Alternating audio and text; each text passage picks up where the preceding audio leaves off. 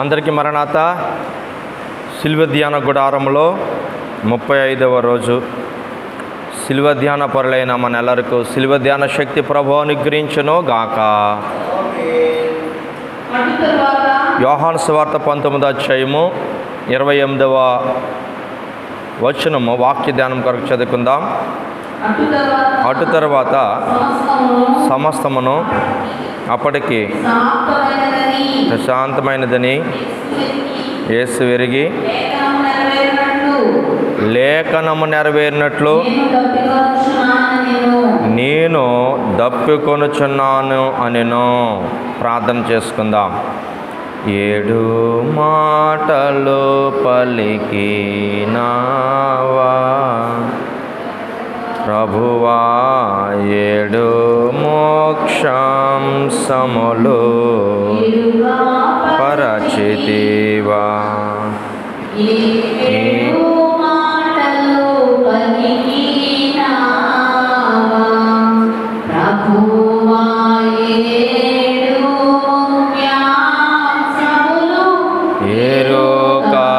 పరచితివా ఎన్నికా జన ద్వేషంబో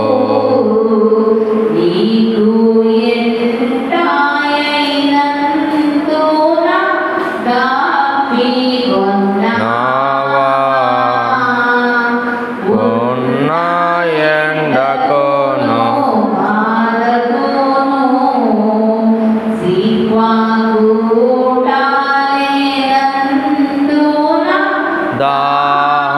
దాహమన్నావా 7 మాటలు పలికి ప్రభువా 7 మోక్షాంశములు రూపపరచితివా. ప్రార్థన చేసుకుందాం. తండ్రి, మా నిమిత్తము మిక్కటమైన శ్రమ పొందినందున శిలువపై నీకు దాహమాయను. జీవజలదాత, నేను దప్పుకొనుచున్నాను అను మాటను మేము ఏమి గ్రహించగలము? మా దాహార్తి తీర్చుటకు నీవు దప్పుకొనుచున్నావు. నీకు దాహం తీర్చుటకు నేటి దిన వాక్య దాహార్తిని తీర్చమని యేసు క్రీస్తు ప్రభువారిని బట్టి, సిలువనాథుడైన యేసు క్రీస్తు ప్రభువారిని బట్టి యేసునామమున ప్రార్థించుచున్నాం మా పరమ తండ్రి. కూర్చుందాం. ఇక్కడ చదవబడిన వాక్యంలో సిలువ మీద పడి 7 మాటల్లో 5వ మాట, నేను దప్పుకొనుచున్నాను. దైవ మానవుడు వేదన రూపము ఈరోజు మనము ధ్యానం చేసుకుంటున్నాం. దైవ మానవుడు వేదన రూపము. ఏంటి ఆ వేదన అన్నదాన్ని ఈరోజు మనం ధ్యానం చేసుకోబోతున్నాం.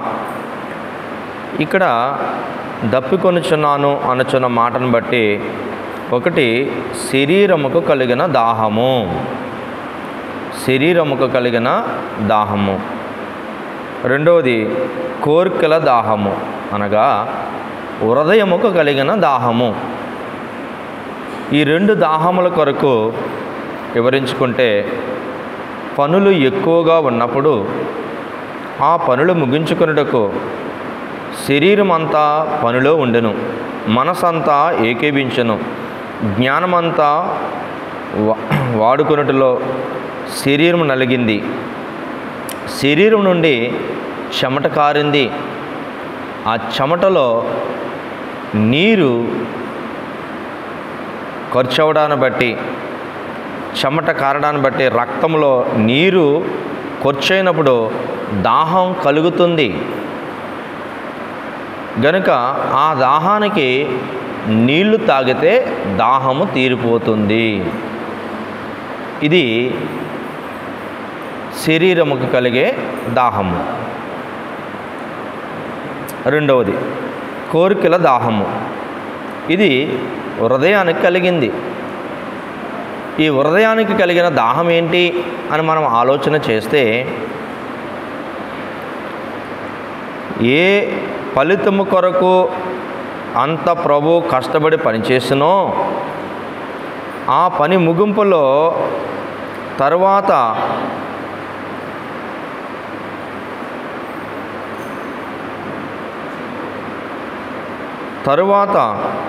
తాను నిరీక్షించిన ఫలము అనగా జీతము రాకపోవడం బట్టి అనున్నది మరొక దాహము. ఎంతైతే కష్టపడతామో ఆ కష్టానికి ప్రతిఫలము రానప్పుడు దాహం వేస్తుంది. అలాగే మరొక దాహము, చెమటోడ్చి పనిచేసి ఫలితం లేకుండా వ్యర్థమైపోయింది. అదే దాహము యేసుక్రీస్తు ప్రభు శిలువ మీద కలిగిన దాహము. యేసుక్రీస్తు ప్రభు వారికి శిలువ మీద కలిగిన దాహం ఏంటంటే, ఎంత చెమటోడ్చి కష్టపడి మరి ఆయన పనిచేశాడో దానికి ఫలితం లేదు, జీతం లేదు.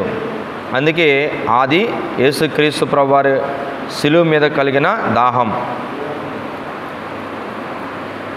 ఫలము లేకుండా వ్యర్థమైపోయింది. అదే దాహం యేసుక్రీస్తు ప్రభు వారు శిలువ మీద కలిగి ఉన్నారు. గనుక మనం భూలోకంలోనే మానవుడైనాడు, మానవుడిగా ఆకలి దప్పికలు గొనెను, దేవుడుగా సర్వమానవుల ఆకలి దప్పికలు తీర్చెను. దప్పిక కోరిన వారిలారా నాకు దాహమునకు ఇమ్మని అడిగెను. ఆయన మానవుల యొక్క ఆకలి దప్పికలు తీర్చినప్పటికీ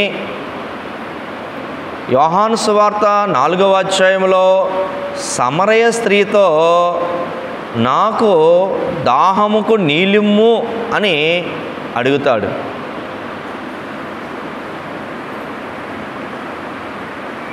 దాహముకు నీలిమ్మని అడుగుట అనగా మీ హృదయము నాకిమ్ము, మీ హృదయము నాకిమ్ము అని అర్థము. సమరయ స్త్రీ ఏమో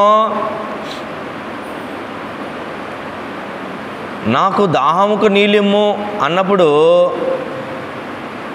ఆమె అంటది, యాకోబు బావి దగ్గర ఉండి ఇది లోతైనది, ఈ జలములో నీళ్లు దొరకట కష్టము,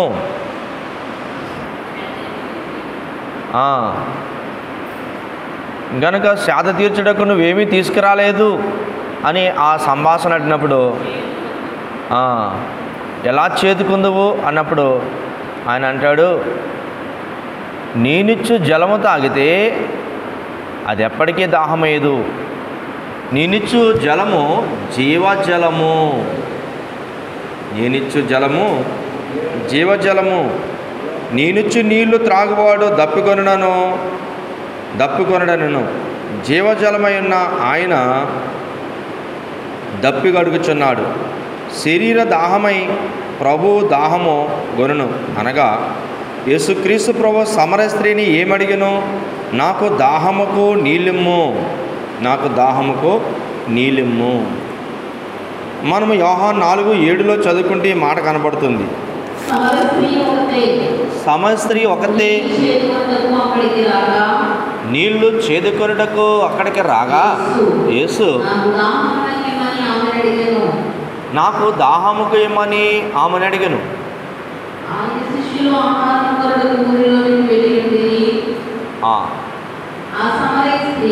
ఆ సమరయ స్త్రీ యూదుడైన నీవు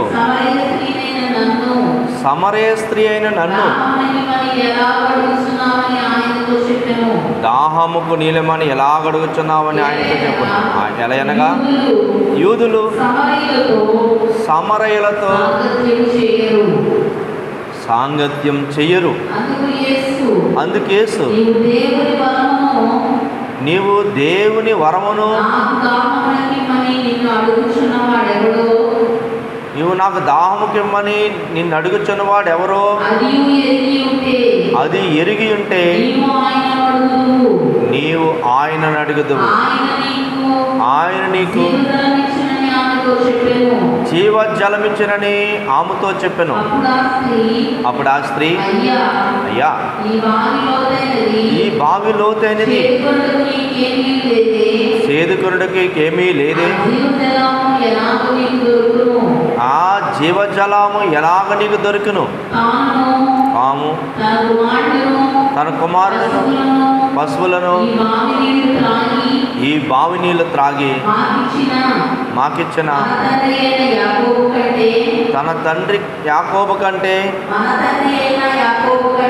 మన తండ్రి అయిన యాకోబు కంటే నీవు గొప్పవాడివా అని ఆయనను అడిగాను.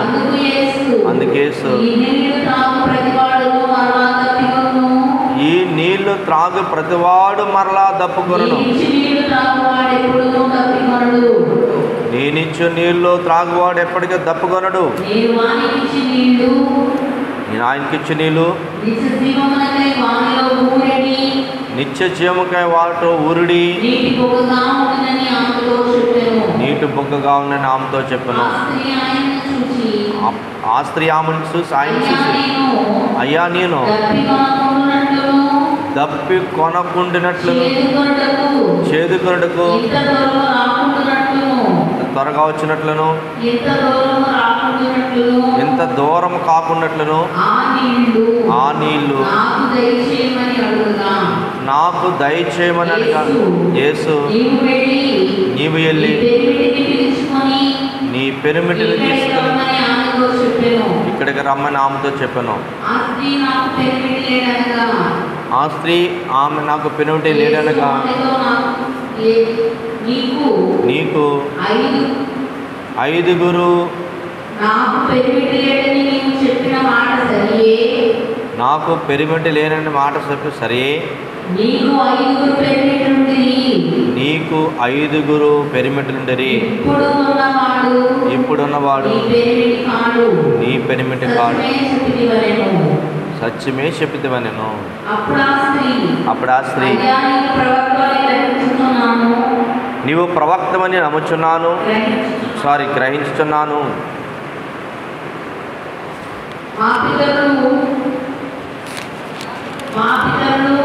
మా పితరులు ఈ పర్వతమును ఆరాధించరు గాని ఆరాధింప స్థలము యెరూషలేములో ఉందని చెప్పుదువని ఆయనతో అనగా, యేసు ఆమెతో ఇట్లను, ఒక కాలం వచ్చున్నది, ఆ కాలమందు ఈ పర్వతం మీద యెరూషలేమున మీరు తండ్రిని ఆరాధింపరు. నా మాట నమ్ము. మీరు ఆరాధించేవారు మాకు తెలిసిన దాన్ని ఆరాధించేవారు. రక్షణ యూదుల్లో నుండే కలిగించింది. అయితే యథార్థంగా ఆత్మతోను సత్యముతోను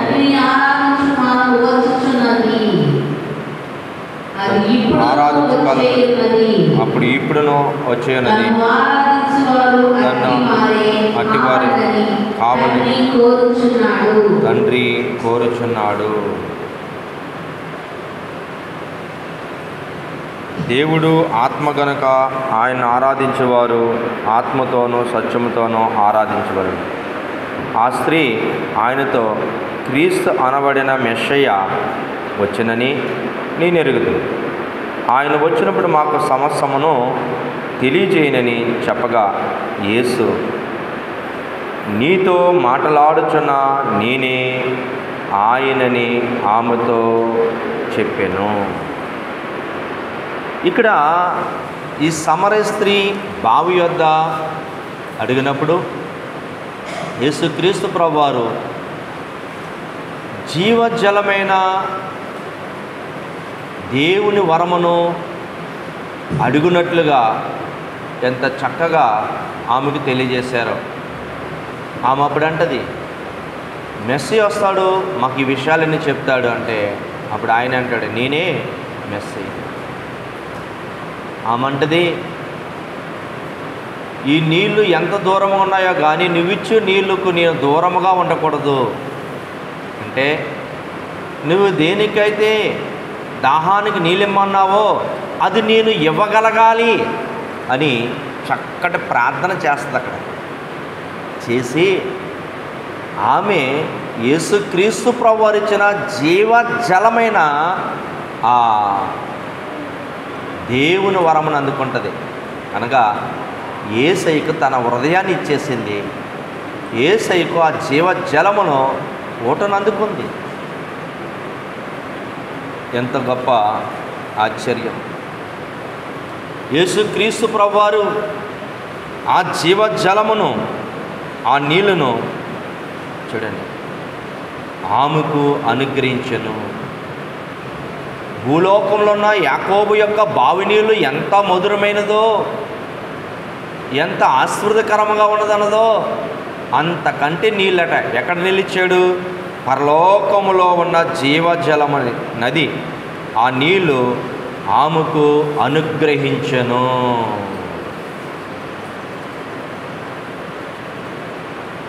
ఏ నీళ్ళు ఇచ్చాడంటే ఆయన భూలోకములో ఉన్న నీళ్ళు కాదు, పరలోకములో ఉన్న నీళ్లను ఆమెకు అనుగ్రహించాడు. రెండవది, ఆయన నరక వ్యాధులను తప్పించుటకే దప్పికొన్నానన్నాడు. ఈరోజు నరకములో రక్షణ లేని వారి కొరకు ఆయనే దప్పికొన్నానని వారందరి దాహములను తీర్చినట్టుగా మనకు కనపడుతుంది. మూడవది, ఆత్మల రక్షణకార్థమై దాహము కలిగెను. ఆయన సిలువలో ఎందుకు దాహము కలిగాడంటే, సమరయ స్త్రీ ద్వారా ఎలాగ దాహమునకు నీళ్ళు అడిగేటట్లు చేశాడో అలాగే మూడవది, ఆత్మల రక్షణార్థమైన దాహము కలిగి ఉన్నాడు. ఆయన దాహం అంట ఆత్మల రక్షణార్థమైన దాహము.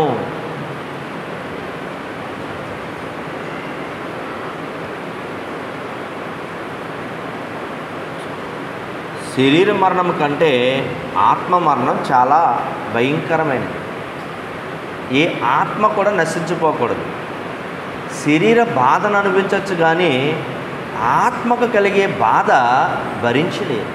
అందుకే ధనవంతుడు దరిద్రుడైన లాజరు ఇద్దరు పాతి పెట్టబడిన తర్వాత అంట ఆత్మ జీవనం మొదలైంది. శరీర జీవనంలో తిన్నారు, తాగారు, ఉన్నారు. ధనవంతుడైతే చాలా గొప్పగా జీవించాడు, భూలోకంలో అన్నీ అనుభవించాడు. మరి దరిద్రుడైన లాజరు అనుభవించడానికి ఏమీ లేదు. ఒంటి మీద వస్త్రం లేదు, తినడానికి ఆహారం లేదు, శరీరం అంతా కూడా పురుగు పట్టేసింది. ఆయన శరీరం అంతా కుక్కలు నాకుతున్నాయి. అయినా సరే దేవుని యందు ఎంత భయము, భక్తి, ఎంత యథార్థంగా ఉన్నాడంటే ఒక ధనవంతుడి ఇంట ఎంగిలి విస్తరి కుక్కలతో పాటు పంచుకున్నాడు. ఈరోజు మన ఇంట్లో తినేటప్పుడు ఇసుక్కుంటే తినం, పాపంగా పెడితే తినం. ఆయన యొక్క ఆకలి తీర్చుకోవడానికి ఎక్కడ పంచుకున్నాడంటే ఇస్తరే కుక్కలతో పాటు పంచుకున్నాడు. కుక్కలు ఆయన విస్తరించేసి ఆయన వీపు నాకుతూ ఉన్నాయి. ఎందుకంటే భయంకరమైన వ్యాధి, శరీరం అంతా భయంకరమైన పురుగు పట్టేసింది శరీరం అంతా. ఆ పురుగు పట్టిన శరీరాన్ని కుక్కలు నాగుతున్నాయి. చూడండి ఎంత యథార్థంగా బతికాడు. ఈరోజు మనం చిన్న కష్టం వస్తే దేవుడు ఏం చేశాడంటాం.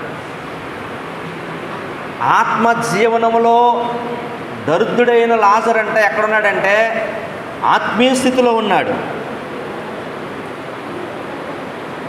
ధనవంతుడు భూలోకంలో గొప్పవాడుకున్నాడు, కానీ ఆత్మీయ జీవనంలోనంట ఎక్కడున్నాడంటే అగాధములో శిక్ష అనిపిస్తున్నాడు.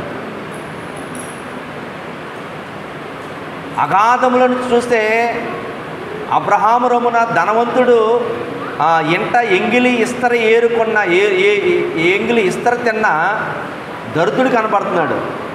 ఆ దరిద్రుని అంటాడు, అబ్రహామా తండ్రి, ఆ లాజర్ని పంపించు, నాకు ఒక నీటి బొట్టు కావాలి, చిటికి నీళ్ళు నీటి బొట్టు.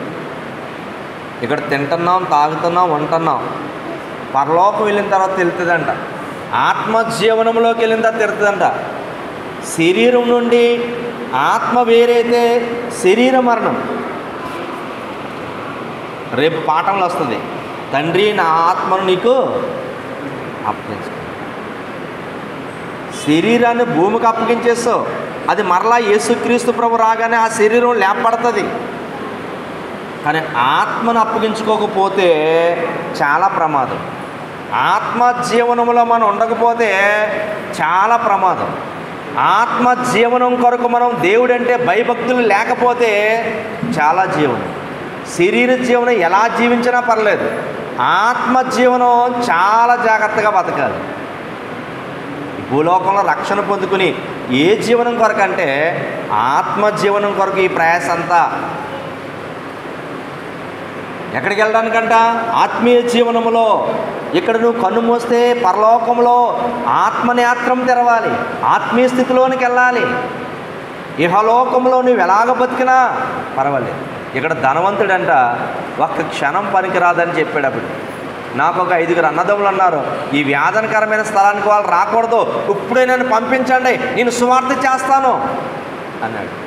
ఆత్మ జీవనంలోనంట భూమి మీద బతికిన కాలంలో, ఆయన భక్తి కాలంలో, ఆయన జీవిత కాలంలో ఒక్క క్షణము కూడా దేవుడి జ్ఞాపకం చేసుకోలేదు ధనవంతుడిని. పొందుకున్నాడు రక్షణ, ఉపయోగం ఏముంది? కనికరం లేని బతుకు, కనికరం లేని బతుకు, భయం లేని బతుకు. ఎంత భయంకరమైన స్థితి. ఆత్మజీవనం కొరకు అలమటలాడిపోతున్నాడు. ఆత్మజీవనం కొరకు ఎంత అలమటాడిపోతున్నాడు. శరీరానికి వచ్చే బాధ ఒక్క క్షణం కాబట్టి ఒక్క క్షణమైన రిలీఫ్ వస్తుంది. ఆత్మకు వచ్చే బాధ 24 గంటలు రిలీఫ్ ఉండదు.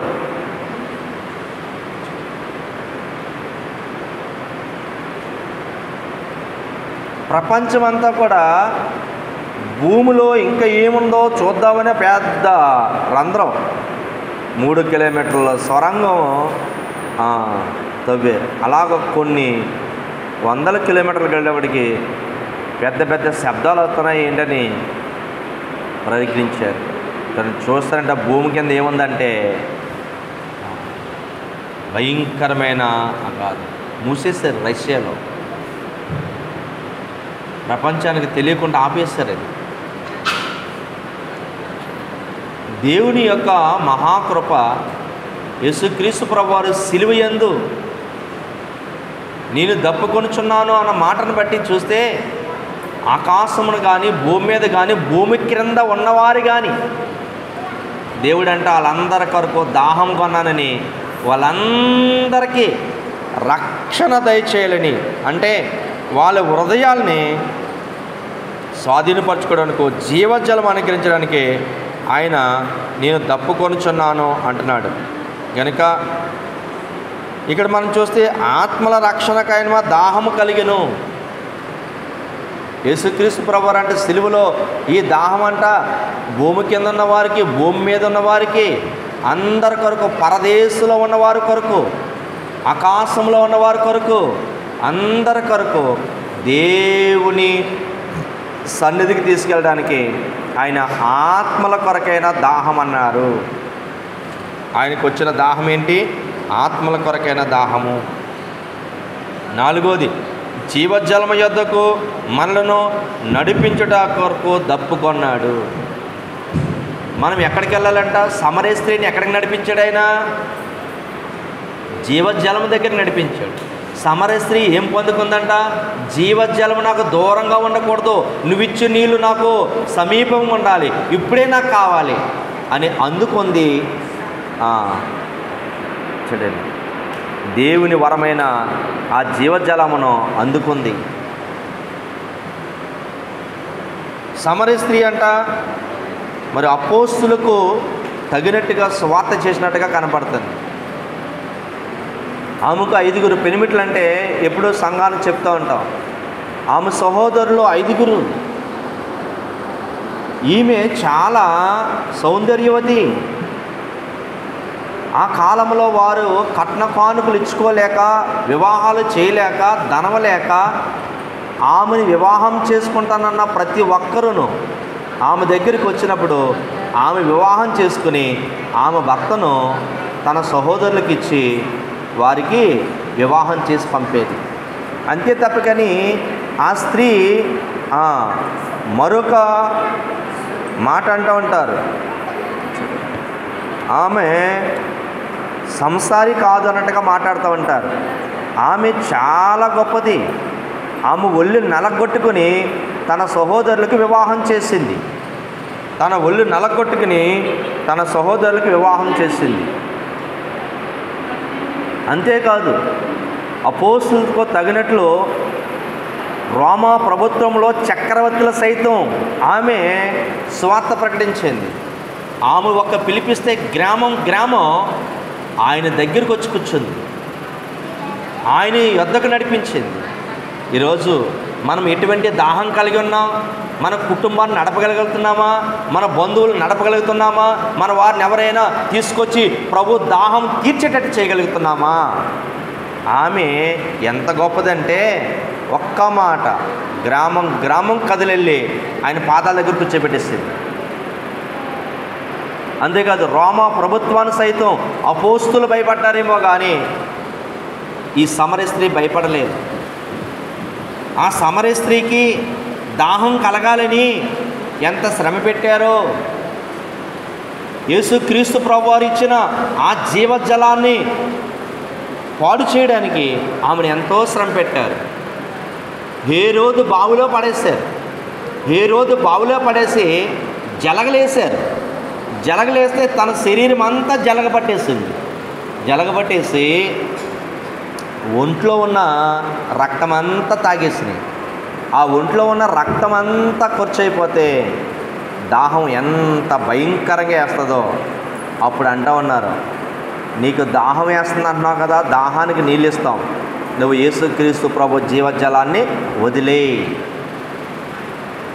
వదిలే అంటే ఆమె అంటది, నేను చేసిన పాపానికి ఇదిగో ఈ శరీరాన్ని ఈ ఊపికి అప్పగిచ్చేస్తున్నాను, ఈ బావిలో దొంగ ఊపికి అప్పగిచ్చేస్తున్నాను కనుక నా ఆత్మను నా ప్రభువుకి అప్పగించుకుంటున్నానని ప్రభువైన యేసు త్వరగా రమ్మని ఆ బావిలో మరణాత అంటూ ప్రభు రాగానే తన ఒడిలో వాలి శరీరాన్నేమో బావికి అప్పగించింది, ఆత్మనేమో ఆమెకు అప్పగించుకుంది. కానీ ఈ లోకములో హేరోదు యొక్క నీళ్లు తాగలేదు. ఆమె జీవజలాన్ని ఎంత కాపాడుకుందో, ఆమె రక్షణ భాగ్యాన్ని ఎంత కాపాడుకుందో. యోబుకు వచ్చిన శ్రమలు ఎన్నున్నాయో భుజం మీదంట భక్తి పోలేదు, రక్తి పోలేదంట. వచ్చిన శ్రమల్లో ఈ సమరయ స్త్రీకి వచ్చిన శ్రమ అంతా ఇంత కాదు. చూడండి, అంత శ్రమను కూడా అనిపించింది. రక్షణ పొందుకున్న తర్వాత కాపాడుకోవడం చాలా కష్టం. అయినా సరే వచ్చిన శ్రమల్లో ఆమె ఎంత శ్రమ అయినా అనిపించదు కానీ ఆ జీవజలాన్ని పోగొట్టుకోలేదు. ఈరోజు మనం రక్షణ కొరకు ఎంత జాగ్రత్తగా ఉండాలి. ఒక్కొక్కసారి రక్షణ పొందుకుని మనం ఎలా ప్రవర్తిస్తూ ఉంటాం? రక్షణ పొందుకుని దేవునికి ఇంపార్టెన్స్ ఇవ్వగలుగుతామా? దేవుడు నీకు ఇచ్చింది ఏంటి? ఆయన దప్పుకున్నాడు, ఆయన శరీరం నలగొట్టుకున్నాడు, ఆయన రక్తం కార్చాడు, ఆయన శరీరము చూడండి మన దీన శరీరాన్ని తీసుకుని తన మహిమగల శరీరం సమరూపం దాల్చాడు. ఈరోజు ఇంకా సరిగ్గా అందుకోలేకపోతున్నాం. అందుకున్న సమరస్తి దేశమును వణికించి పడేసింది, రాజులను వణికించేసింది, చక్రవర్తులను వణికించేసింది, వాళ్ళ పిల్లలను గొప్ప కమాండర్గా తయారు చేసింది. వాళ్ళు కూడా గొప్ప స్వార్థ చేశారు. ఈరోజు రక్షణ పొందుకున్న మనం ఎలా పనిచేస్తున్నాం దేవునికి? రక్షణ పొందుకున్న మనం చూడండి, యేసుక్రీస్తు ప్రభువారు దాహం తీర్చేటట్టు ఉన్నామా? చూడండి, దాహం తీర్చడం అంటే యేసు ప్రభు ప్రతి విషయంలో పైన పెట్టాలి. రోమా చక్రవర్తి అంటాడు, విందుకు పిలిచి బంగారాలు, వైడూరాలు, వజ్రాలు, మంచి మంచి ఆహారాలు అన్నీ పెట్టి టేబుల్ మీద కూర్చోబెడితే నువ్వు యేసును వదిలే, ఇవన్నీ నీకు ఇస్తాం,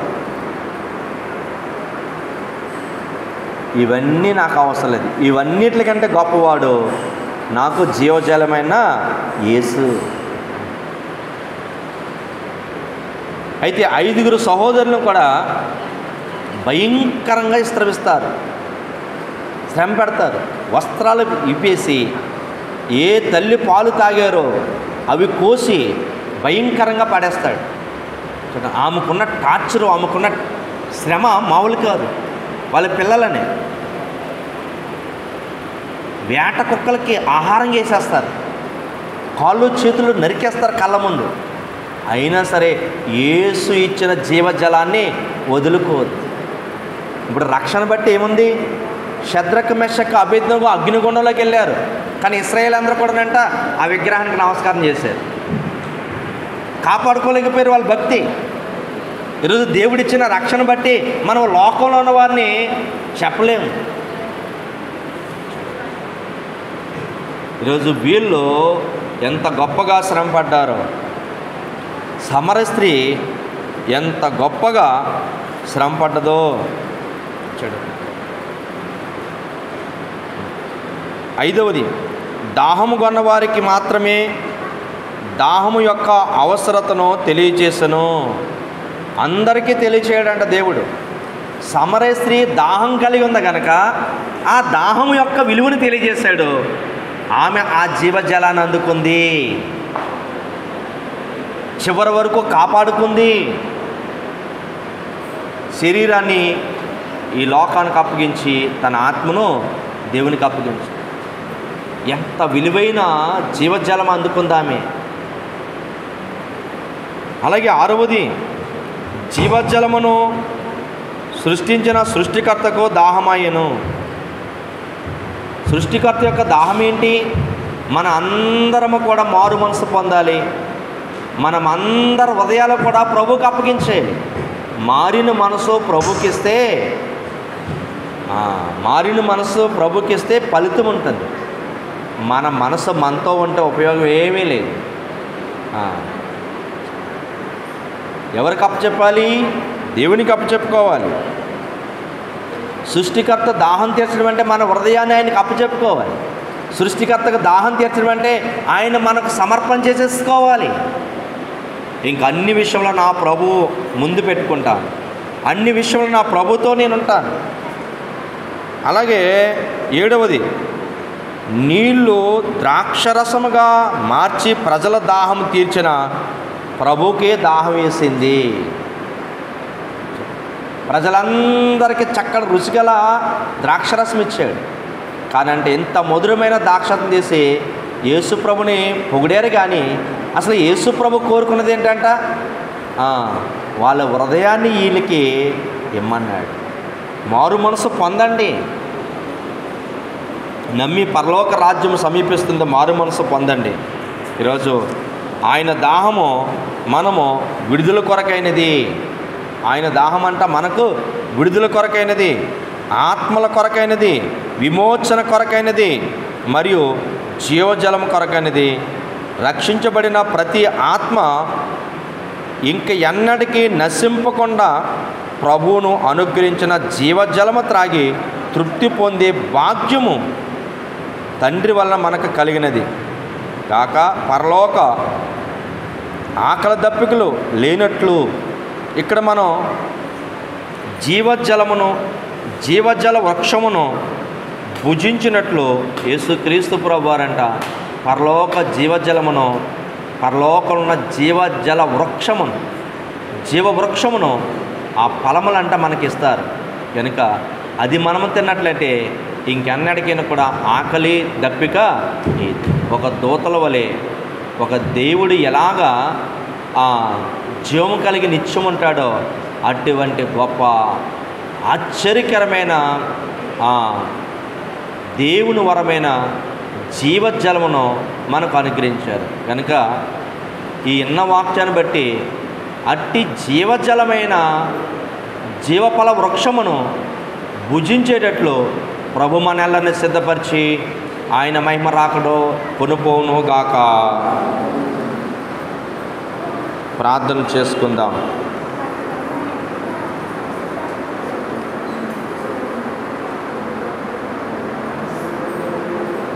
జీవనదిని నా హృదయములో ప్రవహింపచేయుమయ్యా.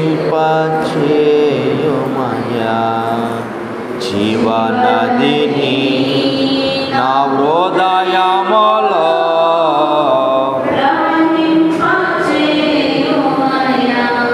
శరీర క్రియలన్నీయు నాలో నశింప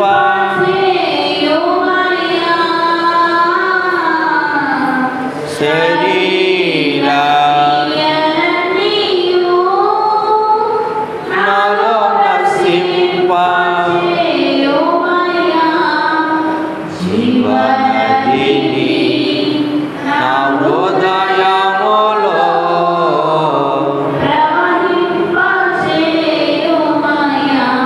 నీ ఆత్మ వర్షమును నాపై కుమరింపచేయుమయ్యా.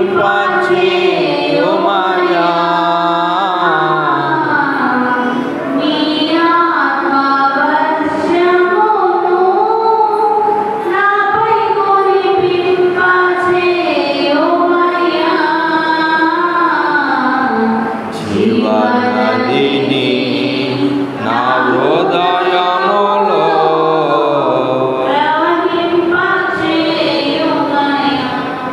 మహాపరిశుద్ధుడైన మా తండ్రి, నేను దప్పుకొనిచున్నాను, నా దాహముకు నీళ్ళిమ్ము అని సమరయ స్త్రీని అడిగినప్పుడు, ప్రభా ఇదిగో నేనిచ్చు నీళ్ళు తాగువాడు ఎప్పటికీ దప్పుకొనడు, నశించడు. జీవజలమైన ఆ పరలోక జీవఫలమును జీవజలమును మీకు ఇస్తున్నానని సమరయ స్త్రీ ఎలాగ పొందుకుందో, దేవుని వరమైన జీవజలమును ఎలాగందుకుందో దేవా, ఈ 5వ మాటను బట్టి మేమును కుటుంబాలను సంఘమును ప్రభా ఈ 7 ముఖ్యాంశాల్లో 5వ ముఖ్యాంశం యొక్క ఆ జీవ ఫలము భుజించినట్లుగా మమ్మలను సిద్ధపరచమని, ఆ జీవజలమైన దేవుని వరం అందుకున్న అనుభవంలో ఆత్మీయ జీవనంలో మమ్మల్ని నడిపించమని, విన్న వాక్యాన్ని బట్టి వినికిడిలో ఫలింపచేయమని, త్వరగా పెండ్లి కుమారుడిగా రానయ్యన్న జీవజలమైన యేసుక్రీస్తు ప్రభువారు యేసు నామమున ప్రార్థించుచున్నాం మా పరమ తండ్రి. ముగింపు ప్రార్థన చేసుకుందాం.